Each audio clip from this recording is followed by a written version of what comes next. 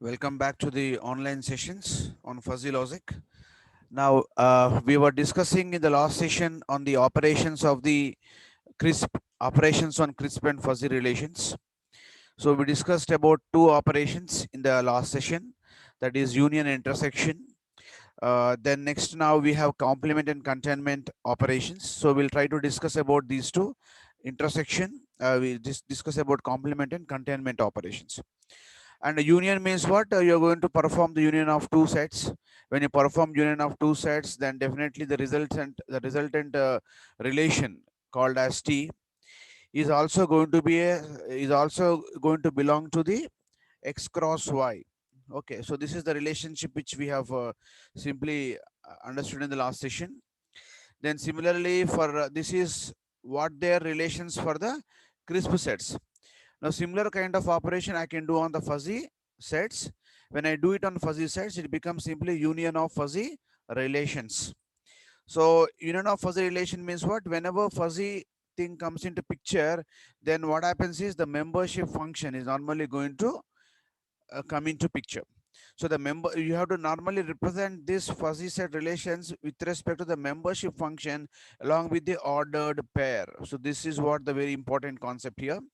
So as we are talking to you continuously, that you should remember this particular membership function inclusion in the fuzzy set representation, resultant fuzzy set representation. So therefore this the resultant set for the union we can write as equal to the ordered pair x comma y with the mu t of x y of x comma y. So this mu t of x comma y can be called as mu of r t is nothing but r union of s, which is nothing but max of mu r and mu s. So this is the relation we normally going to get, and here this is going to be true only if for all xy, small xy belongs to r, and for all small xy belongs to s, and the x comma y belongs to x into y. So this is the relationship which is normally holds good. For this relationship, this max is normally going to be the true function for us. And this is and next point we discussed is going to be the intersection of crisp relationships. R intersection S, if it is equated to say T, then intersection of these two we normally going to consider as something like this, where this R, where this XY, the resultant x comma y, small x comma y belongs to R, and small x comma y belongs to S.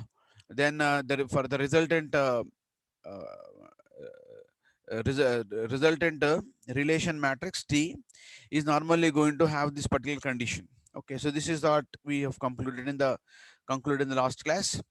And for the intersection we have taken as minimum member function. See, this T is equal to x comma y mu t x comma y. Minimum of these two we are normally going to consider here as a membership function. Okay, then next we have the complement of crisp relationships. What is complement? If a small xy does not belong to R, then xy would definitely belong to R complement. That is what the relation we're going to have. That means R complement is nothing but equal to x comma y, which is the ordered pair, which does not belong to R, is what called the complement function that we normally going to speak about. Where this small xy is always going to belong to capital X into y. So which is nothing but the Cartesian product for us. Now for the fuzzy complement of fuzzy relation, what we are going to have, R bar is equal to ordered pair xy comma mu r xy. So uh, this mu r bar is nothing but equal to 1 minus mu r of x comma y. So we'll be writing this as something like this. As usual, we write this complement is nothing but is equal to 1 minus the actual value, okay, of the function to get a complement of the two values. So therefore, with the relationship of this complement, we can just go with the complement of relationships, as we can mention that mention the complement function like this with respect to the membership function. So R complement is equal to the uh, you know R complement is equal to ordered pair x comma y comma this function we can write, right, which is nothing but the membership function, which is a complement version of the actual membership function. So this is what called the complement of the fuzzy relation expression. Then next we're going to have the containment of the crisp relationship. Containment is nothing but R is contained in S. Okay, so that means R is contained in S, that we can write as R is going to be a subset of S. So this is nothing but if R is represented as subset of S, we say that R is contained in S. So if this is going to be true if for all x comma y belongs to R and for all x comma y belongs to S, then this condition is going to be true. So then R of x comma y less than or equal to R of S of x comma y. So this relation holds good for the crisp set. Then next we go for the fuzzy set relationship. So same thing is normally going to get followed in the case of the fuzzy set relationship as well. In the fuzzy set, the membership function is normally going to come into the picture as we were talking continuously. So if T is equal to R is a subset of S, we say that R is contained in S. And this is going to be true if XY belongs to R and XY belongs to S. Then the condition for the fuzzy relation is going to be what now? Mu R of XY less than or equal to mu S of XY. So this is the condition which is going to be true for us here for the containment relationship. Okay. So here the relationship is going to be with respect to the membership function because it is a fuzzy set relationship. In the case of the crisp set, it is simply going to be R of XY less than or is equal to S of XY. But here it is going to be the membership function of the appropriate R and S fuzzy sets. Okay, are relational fuzzy sets. So let us understand further these operations on crisp relationship as well as with the fuzzy set relationship by taking the discrete data. So as usual, let us take A is equal to some 1, 2, 3, 4, B is equal to 2, 3, 4, and we can notify the relationships or we can define the relationships based on the criterias. So we can consider three criterias for the Cartesian product. As first criteria is, I can call it as Q4 of A comma B, which says that first element is greater than or equal to the second element. Second criteria is Q5 of AB, which says that second element is greater than or equal to the first element. Second element is greater than or equal to first element. And after this, let us do the operations on the fuzzy relations. So this Q5 is a fuzzy relation. Q5 is a fuzzy relation. Q4 is a fuzzy relation. Okay, now on these relations, we are doing the operations. So that is what operations we have. Basically, we have the union operation, intersection operation, complement operation. Okay, so these are the operations we have on the fuzzy sets. So we'll try to perform these two operations on this particular fuzzy relations. Let us start going with this now. So let us imagine that A cross B is a Cartesian product.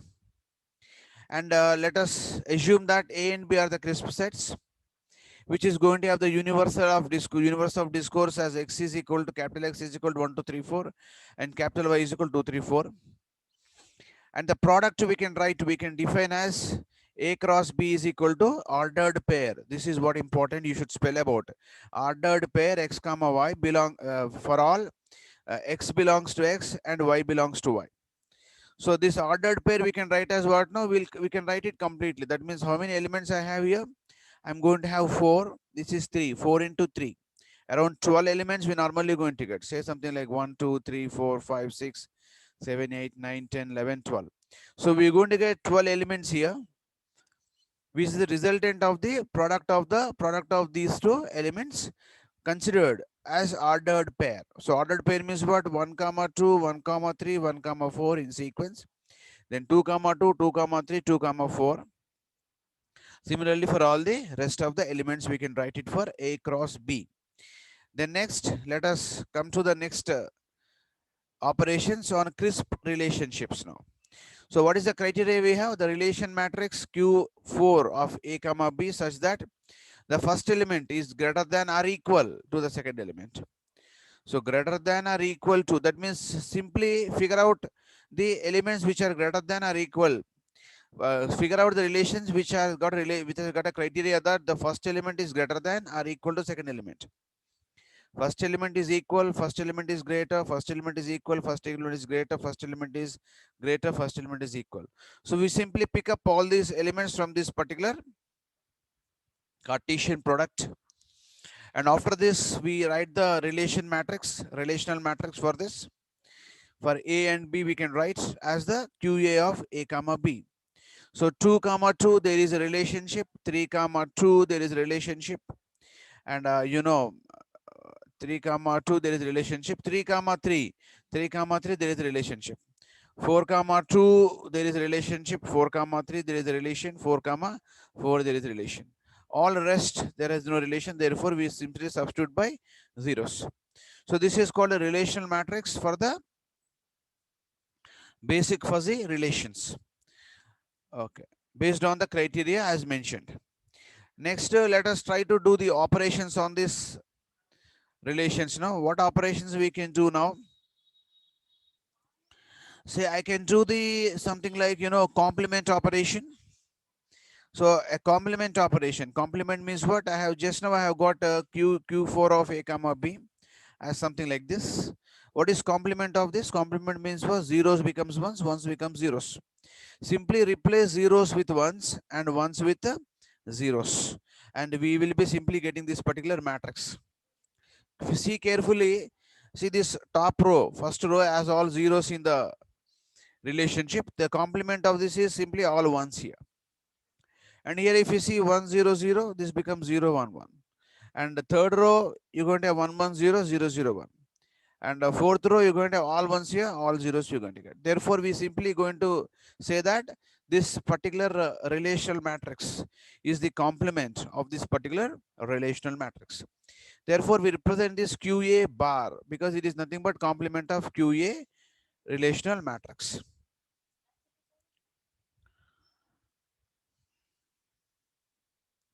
Similarly, we go with the next relationship called Q5 of A comma B such that now we just simply flip the early relationship as Q something like such that the second element is greater than or equal to the first element.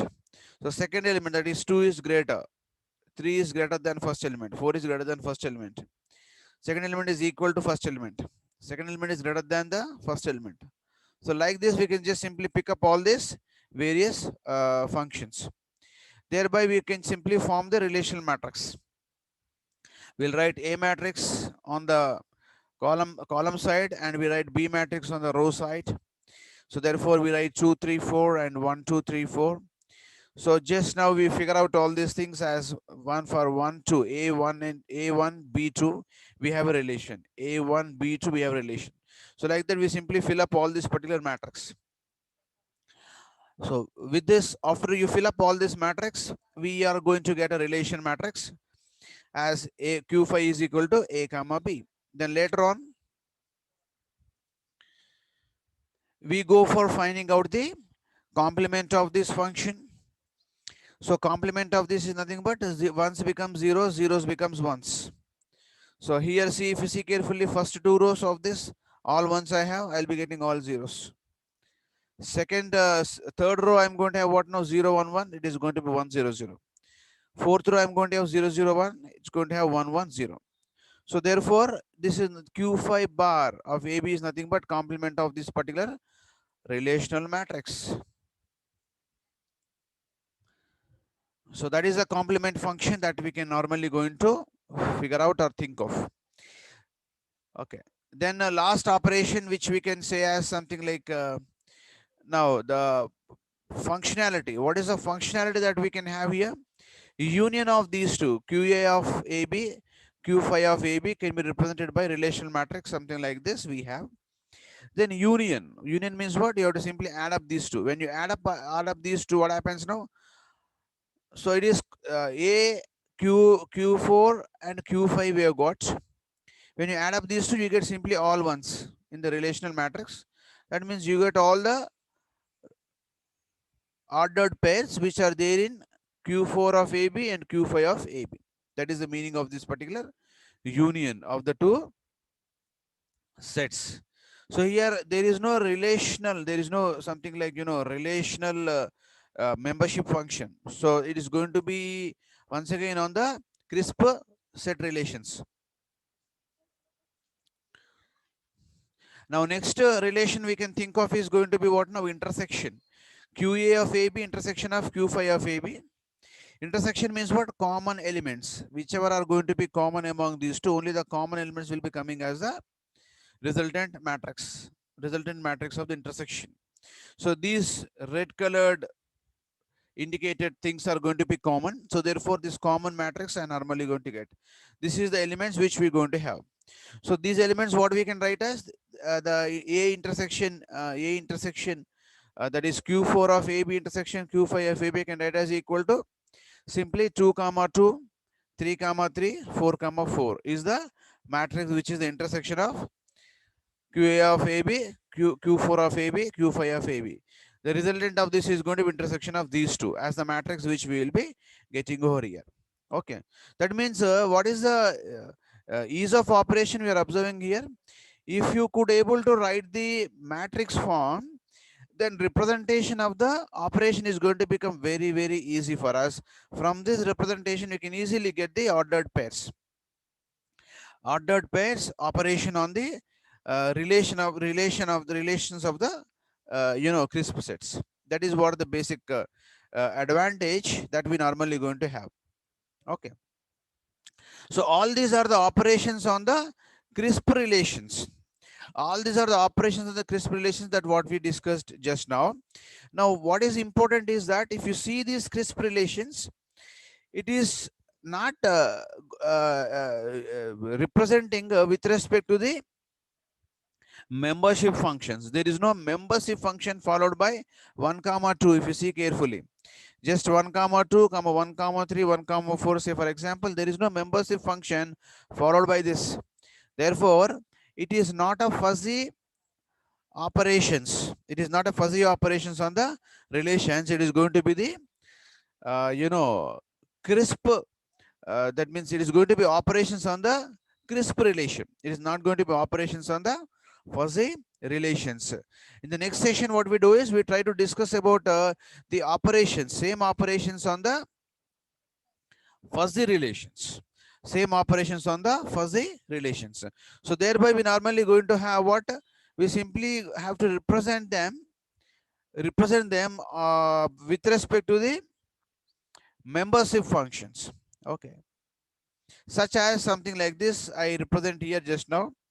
So whenever we discuss about membership function, say the most complex thing, the system becomes more complex when we normally represent the descriptive data. So descriptive data means what? Say for example, there are certain places chosen by us. Now, say for example, Los Angeles, Washington DC, Seattle, say Mumbai, New Delhi, Kanpur.